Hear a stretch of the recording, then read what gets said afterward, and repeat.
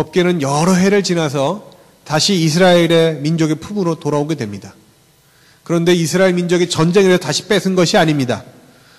이 언약의 궤는 블레셋 민족의 마을을 가는 곳마다 전염병을 일으키고 그의 신전을 파괴하고 박살을 내어서 도저히 같이 있을 수 없다고 진절머리를 쳐서 블레셋 사람들이 다시 돌려주는 방법으로 이스라엘로 돌아오게 됩니다.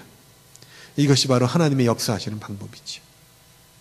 그걸 통해 우리가 알 수 있는 것이 하나 있습니다. 그건 뭔가 하면 하나님의 마음속에는요, 하나님의 백성이 실패하거나 죄악 중에 있을 때 오히려 그들을 사랑하는 그 능력, 그 불이 더 크게 일어나고 있다는 사실입니다. 이스라엘 백성은 실망하였습니다.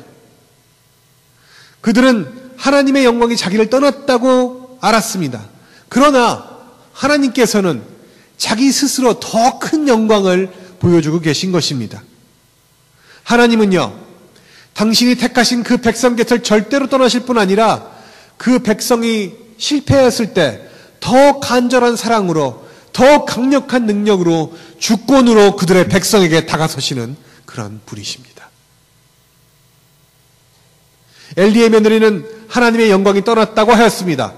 그러나 오히려 언약의 궤가 이스라엘 백성을 떠난 것이 하나님의 관점에서 볼 땐 영광의 증거요, 하나님께서는 이스라엘 민족의 패배를 통하여서 강력하게 역사하시기 시작한 것입니다. 하나님의 관점으로 보면 어쩌면 언약의 궤를 잃어버린 게 그게 더 축복이었죠. 우리 사랑하는 세움교회 성도 여러분, 여러분에게 언약의 궤는 무엇입니까?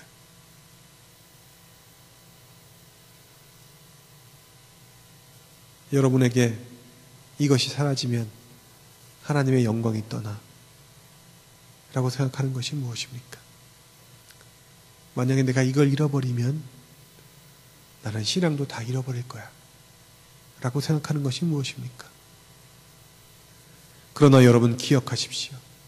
하나님은요, 그것보다 크십니다. 그것보다 위대하십니다. 그것보다 더 뜨겁게 여러분을 사랑하고 계시다는 사실입니다. 20년이 지납니다.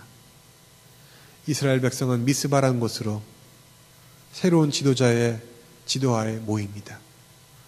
그 지도자의 이름이 바로 사무엘입니다. 그곳에 모여 그들은 그 전에 언약의 궤를 메고 전쟁이 임하였던 그때의 모습과는 전혀 다른 모습을 보여줍니다. 그들은 회개합니다. 그들은 금식합니다. 그들은 기도합니다. 성경에 보니까 그들이 한 마음이 되어서 주님을 사모하기 시작했다고 이야기합니다. 여러분, 이스라엘을 지켜주었던 그 병력은 다 없어졌습니다.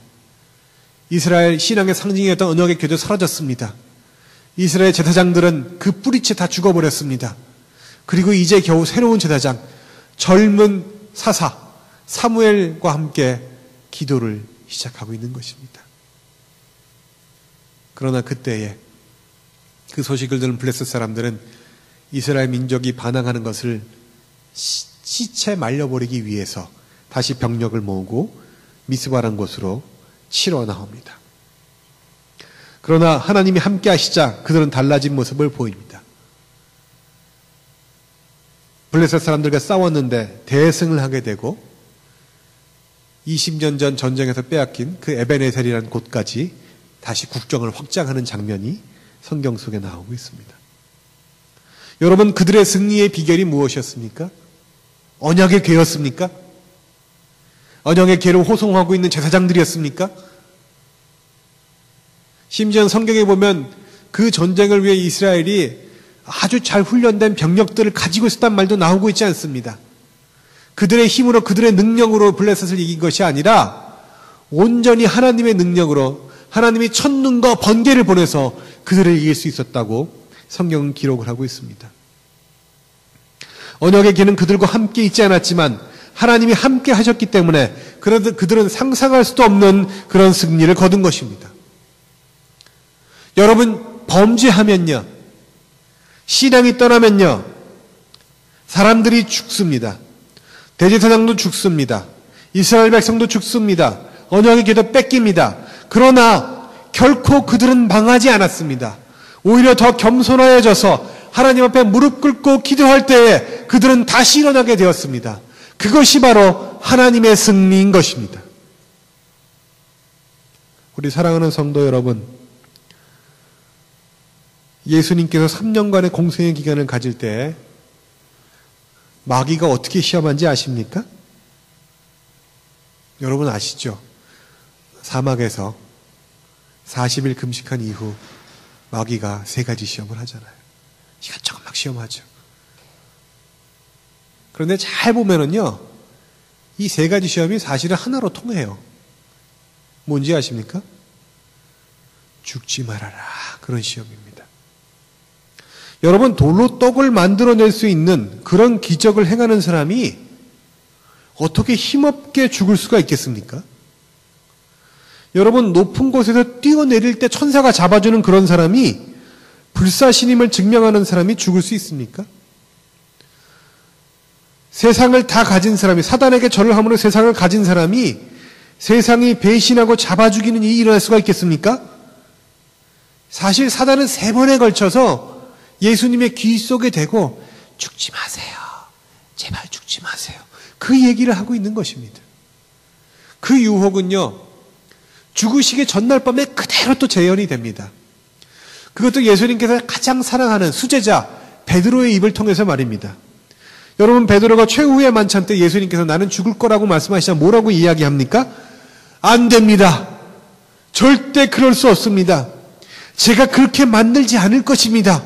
라고 이야기하지 않습니까? 그런데 여러분, 베드로가 어떻게 얘기를 했겠습니까? 정말로 충성 어린 맹세를 했을 것입니다. 아마 그 눈에는 눈물이 그렁그렁 했을지도 몰라요. 사랑이 가득 차서, 충성심이 가득 차서 안 됩니다! 라고 얘기하였을 것입니다. 그러나 그때 예수님 뭐라고 말씀하십니까? 사단아, 내 뒤로 물러가라! 라고 말씀하시지 않으십니까? 우리는 그 본문을 보면서 이 베드로가 상당히 기분이 나빴겠는데 자기를 사탄이라고 부르니까 이런 생각만 하고 있습니다. 여러분, 그러나 그것이 문제입니까? 예수님은 베드로를 보신 게 아닙니다. 베드로의 기분을 보신 게 아닙니다. 그 뒤에서, 그 속에서 달콤한 목소리로, 충성 어린 눈빛으로 눈물이 그렁그렁 하면서 예수님 안 돼요, 죽지 말아요 라고 이야기하고 있는 그 사단의 음성을 들으신 것입니다. 그렇기 때문에 사단아 물러가라 라고 말씀하신 것입니다. 왜 그렇습니까? 예수님은 죽으셔야만 해요. 그래야 부활하셔서 온 인류를 구원하실 수가 있어요. 예수님이 살으셔서 100년, 1000년을 해도 하지 못할 일을 단 사흘 만에 하나님의 능력으로 이루실 수 있는 방법이 예수님은 갖고 계신 것입니다. 여러분, 죄송합니다. 죽음이 없이는요, 부활이 없습니다.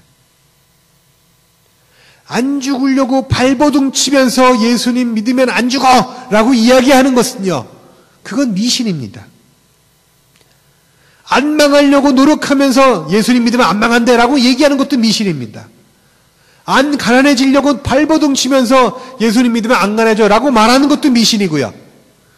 고난 안 받으려고 발버둥 치면서 예수님 믿으면 고난을 피해갈 수 있어 라고 이야기하는 것도 미신입니다. 여러분, 성경은요, 그런 미신에 대해서 단호하게 대처하고 있습니다. 사람들의 눈에는요, 아담이 범죄해서 에덴에서 쫓겨나는 거요, 하나님이 실패한 거로 보입니다. 이스라엘 민족이 언약궤를 뺏기는 거요, 하나님이 실패하신 거로 보입니다. 예수님께서 십자가에 박혀 죽으신 거요, 사단이 승리하는 것으로 봅니다. 그러나 어디 하나님께서 그렇게 실패하시는 분이십니까? 죽으시는 분이십니까? 그렇지 않습니다. 하나님은 승리하십니다. 예수님은 바로 우리의 승리자가 되신 것입니다. 사랑하는 새음교회 성도 여러분, 우리 모두 예수님의 승리를 맛보는 사람이 되었으면 좋겠습니다. 한 사람도 빼놓지 말고요.